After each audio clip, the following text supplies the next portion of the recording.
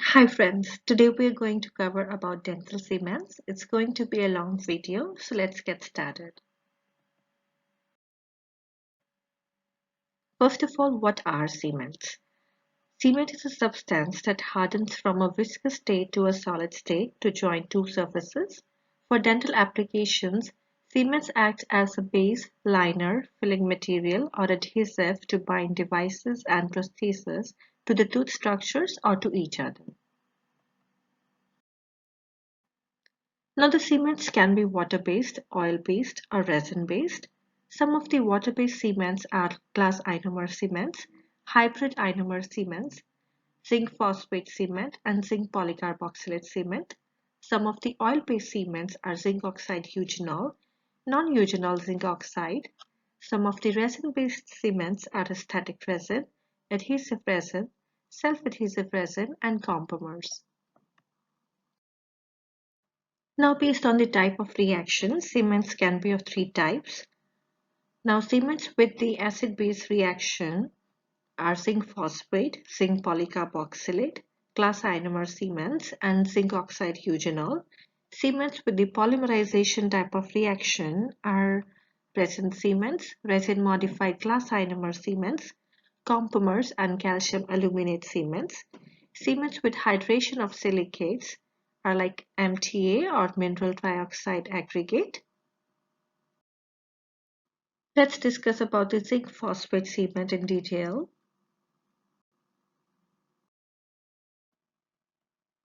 The zinc phosphate cement is the oldest of all luting cements and serve as a standard. It is most acidic of all the cements. It is a pulp irritant, that's why a cavity liner must be applied. It is of two types. Type 1 is the fine luting and type 2 is for luting and filling. It comes in powder and liquid form. Powder is composed of zinc oxide more than 75% and magnesium oxide 13%.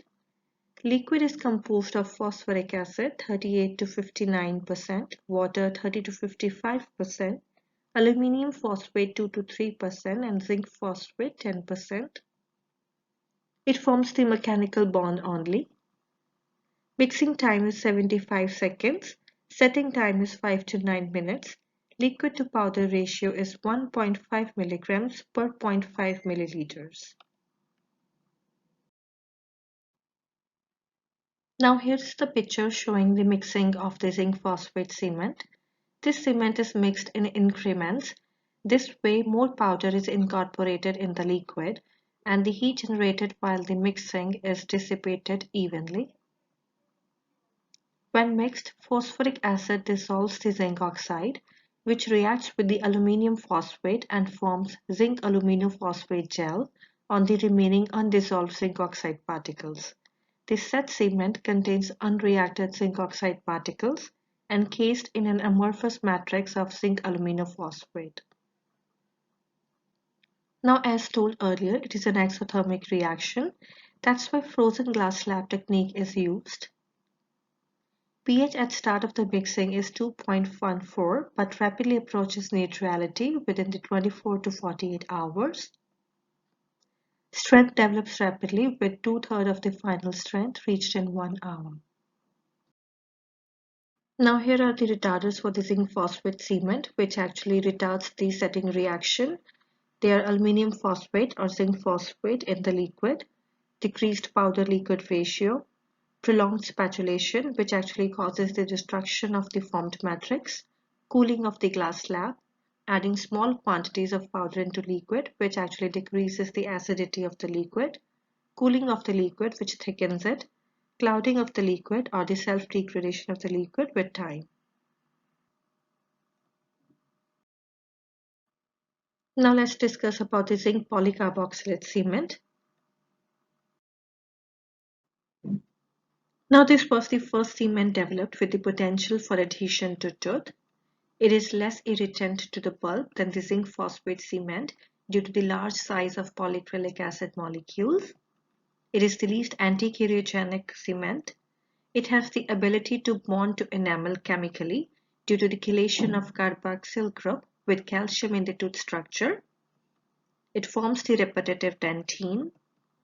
Adhesion is better to the smooth surface than the rough surface. It has moderate viscosity and moderate strength. It also comes in the powder and liquid form. The powder is composed of zinc oxide, magnesium oxide as a modifier, bismuth and aluminium oxide, which makes the powder smooth, stannous fluoride, which is anti-karyogenic, increases the strength and modifies the setting time. Liquid is composed of the viscous solution of polyacrylic acid and water. It also consists of itaconic acid, malic acid, and tricarboxylic acid. All of three decreases the viscosity of the liquid. Now this cement must be used before it loses its glossy appearance because the glossy surface indicates free carboxylic acid groups that are still present for good bonding to the tooth. A dull-looking mixture means insufficient carboxyl groups are present for bonding to the calcium in the tooth. During setting, the polycarboxylate cement passes through a rubbery stage. Excess cement should not be removed while the cement is rubbery, because some of the cement may be pulled out from beneath the margins, leaving a void. Excess cement can be removed as soon as the cementing process is completed or when the cement becomes hard, provided that the outer surface of the prosthesis was coated with a separating medium. Now here is a list of some accelerators and retarders for the zinc polycarboxylate cement.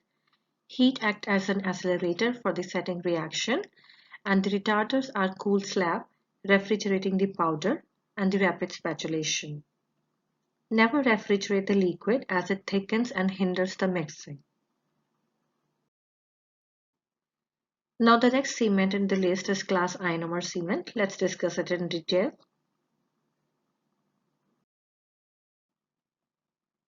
It is also called polyalkanoate cement, man-made dentine, dentine substitute, or aluminosilicate polyacrylic cement. It is of four types. Type 1 is for lutein crowns, bridges, and orthodontic brackets. Type 2A, aesthetic restorative cements. Type 2B, reinforced restorative cements. And Type 3 for lining cements and base. It is non-irritating and biocompatible in nature. It is anti-karyogenic as it contains fluoride, which keeps on leaching out. Highest release of fluoride is usually after 30 days. It is sensitive to moisture, that's why the surface should be protected by varnish during the setting. Retention is mainly micromechanical. Like zinc polycarboxylate cement, this also chelates with the calcium on the tooth surface. It has low fracture toughness and low wear resistance. For composition, it also comes in powder and liquid form. Powder is composed of finely ground aluminosilicate glass. It has silica 35 to 50%, alumina 20 to 30%, sodium fluoride 3 to 9%, aluminium fluoride 1.5 to 2.5%, aluminium phosphate 4 to 12%, with traces of barium and strontium for radiopacity. Liquid is composed of polycarboxylate copolymer in water. It has polyacrylic acid, which is 45%, water 50%. It has itaconic acid, malic acid, and tricarbolic acid. All three decreases the viscosity. It also has tartaric acid, which improves the handling properties, decreases the viscosity, lengthens the shelf life, increases the working time, and shortens the setting time. It reacts to form a cross-linked silica gel matrix that surrounds the partially reacted powder particles embedded in an amorphous matrix of hydrated calcium and aluminium polysalts. A freshly prepared glass ionomer mixture is hygroscopic, which means that it absorbs water from the surrounding environment. After placement, the GIC surface should be covered with a plastic matrix for about 5 minutes to protect the material from gaining or losing water during the initial set. 10% polyacrylic acid is used for surface conditioning before insertion. Before the patient is dismissed, a type 2 GIC restoration should be coated with varnish every time. Finishing should preferably be done after 24 hours. Now let's discuss about some various glass ionomer products. The first one is the metal reinforced glass ionomer cement. It is also called cermet. Metallic fillers have been incorporated in GIC to improve its fracture toughness and stress-bearing capacity. It releases appreciable amounts of fluoride, but the release rate decreases over time. The adhesion and the fluoride release from the metal-reinforced GIC are very useful for core buildups of teeth to be restored with cast crowns and for restoratives on the occlusal surfaces of primary molars. However, they should not be used if the cement represents greater than 40% of the total core buildup. These cements harden rapidly, so they can be finished in relatively short time, which is useful for the pedodontic cases. Second one is the high viscosity glass ionomer cement. These GICs contain smaller glass particle sizes and use a higher powder liquid ratio, yielding greater compressive strength. They have excellent packability for better handling. They are used for core buildups, primary tooth fillings, non-stress bearing restorations, and intermediate restorations. They are the most appropriate material for a traumatic restorative treatment technique. High viscosity GICs are suitable alternatives to amalgam for class 1 and 2 restorations, especially in the primary teeth. Third ones are the resin modified GICs or RMGI. Water-soluble methacrylate-based monomers have been used to replace part of liquid component of the conventional GIC. BIS-GMA and TEC-DMA are added to powder and HEMA to liquid. Reaction is much slower than the conventional GIC because less water is present, and reaction is much slower in the solid phase than in the liquid phase. Shrinkage and microleakage is also more than the conventional GIC. They are not as biocompatible as conventional GIC due to the release of HEMA that can cause pulpal inflammation and allergic contact dermatitis. Also, there is some temperature increase. They show higher bond strengths. They can be used as liners, fissure sealants, base materials, core buildups, restoratives, adhesives for orthodontic brackets, repair materials for damaged amalgam cores or cusps, and also for retrograde root filling materials. They are not used in the crowns as due to the presence of HEMA in hybrid ionomers. There is increased water absorption and it causes expansion of about 8% by volume. This expansion has been linked to the fracture of all ceramic crown restorations when used for core buildups or as luting cements. Fourth one is the calcium aluminate GIC. It is the latest addition to the GIC family with composition as hybrid between calcium aluminate and GIC. It shows much lesser microleakage. It has excellent biocompatibility. It shows long-term stability and strength and has acceptable amounts of expansion with no signs of fracture. Next in the list is the zinc oxide eugenol cement. Let's discuss it in details. It is the least irritating and is pulp friendly. It has soothing effect on pulp. It can cause pulp necrosis sometimes, so should not be directly used on the pulp. It is of 4 types. First one is used for temporary cementation. Second one is used for long-term cementation of fixed prosthesis. Third one is for temporary fillings and thermal insulating bases. Fourth one is used as intermediate fillings. It has highest solubility of all the cements. It has neutral pH. It can seal the dentinal tubule surprisingly well against the ingress of oral fluids. It minimizes the irritation caused by microleakage. It is also used as root canal sealer and periodontal dressings. It is formulated as a powder liquid or two-phase system. The powder contains zinc oxide particles and the liquid is eugenol.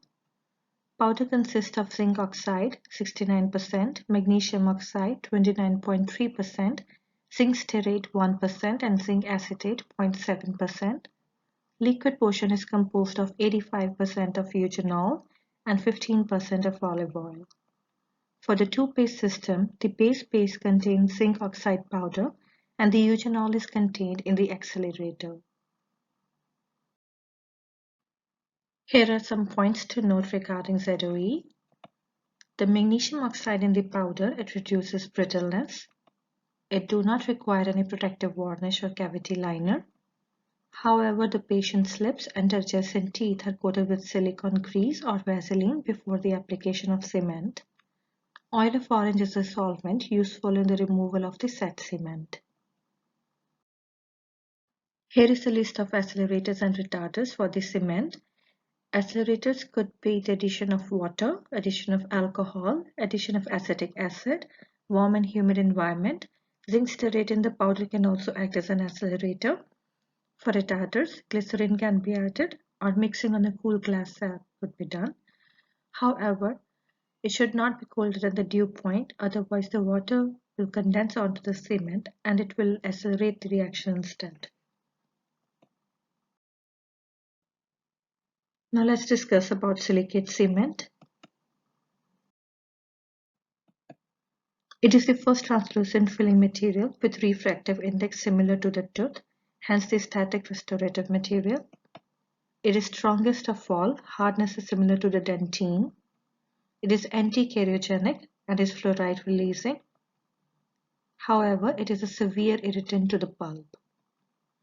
It is contraindicated in mouth breathers as surface can become rough and opaque when allowed to dry. It has high solubility and disintegrates readily in the oral fluids, hence it stains the tooth. That's why finishing is delayed and varnish is applied till then. Its coefficient of thermal expansion is lowest of all and is closest to the tooth. Next in line is resin cements. Resin cements are low viscosity versions of the restorative composites. These cements are virtually insoluble in the oral fluids. Some of the advantages are high strength, low solubility, high micromechanical bonding. Some of the disadvantages are that it's technique sensitive, it causes pulp sensitivity, there is much signs of leakage, it shows polymerization shrinkage, and there is difficulty removing in the excess cement. Some of the clinical applications are its use as cast crown, PFM, post-in-core, ortho brackets, and for ceramic crowns. It comes in three systems. First one is the self-cured powder liquid system containing 4 META. Second one is the self-cured two-phase system containing bis-GMA and salinated quartz filler. Third one is the light cure 1 and 2 component system containing bis-GMA, urethane DMA, and a photoinitiator camphorquinone. Next one in the list is MTA or mineral trioxide aggregate. MTA shows different phases. There is tricalcium silicate, dicalcium silicate, radiopaque fillers, tricalcium aluminate, tetracalcium aluminoferrite, and gypsum. It contains a radiopaque agent, usually bismuth oxide, zirconia, or tantalum oxide, without which MTA would not be distinguishable on the radiograph. MTA sets by reaction with water and forms a highly alkaline cement composed of free-jet matrix of calcium silicate hydrate and calcium hydroxide. These hydrates form on the surface of the original calcium silicate particles, and hydration gradually progresses inward. The setting time is very lengthy, for about 165 minutes for the initial set and less than 6 hours for the final set, which is the major drawback to using this cement. After mixing with water, the pH of MTA cement rises rapidly by the release of calcium hydroxide. The remarkable success of MTA as a biocompatible material has been attributed to the calcium hydroxide in the set MTA, which makes the material antibacterial as well as antifungal. Thorough flushing of root canal irrigants should be performed before placing an MTA mixture. Common canal irrigants and debridement preparations often contain EDTA or other organic acids that actually partially dissolve and impair the seal of MTA by chelation of EDTA to the calcium in MTA. Various uses are root apex filling, pulp capping and pulpotomy, root end filling material, apexification, perforation repair, root resorption repair, obturation, root canal sealing. This covers most of our cements, and here are some bullet points about the various cements. First one is GIC. It is the most anti-carcinogenic and contains fluoride, and it is the biocompatible material. Zinc oxide eugenol, it's the most stable, most soluble, least irritant to pulp, least strength, least thickness of luting film needed, and it's contraindicated in mouth breathers. Other cements that are contraindicated in mouth breathers are zinc polycarboxylate and silicate cement. Then comes calcium hydroxide. It's the most alkaline and antibacterial. Zinc phosphate is the most acidic. Zinc polycarboxylate is the least antichirogenic. GIC was most antichirogenic. Zinc polycarboxylate is the least antichirogenic. Resin cement is the least soluble, highest tensile strength, thinnest film thickness. Silicate cements are the most irritant to the pulp. ZOE was the least irritant to pulp. Silicate cement, most irritant to pulp, shows highest compressive strength. Thermal expansion is closest to the tooth and is also contraindicated in mouth breathers. Silicophosphate cement shows the highest strength. ZOE and zinc polycarboxylate shows the mildest pulp response. GIC shows the mild to moderate pulp response, and all other cements shows the moderate pulp response. That's all for today, guys. Thanks for watching. If you like the video, please like and share it and subscribe my channel.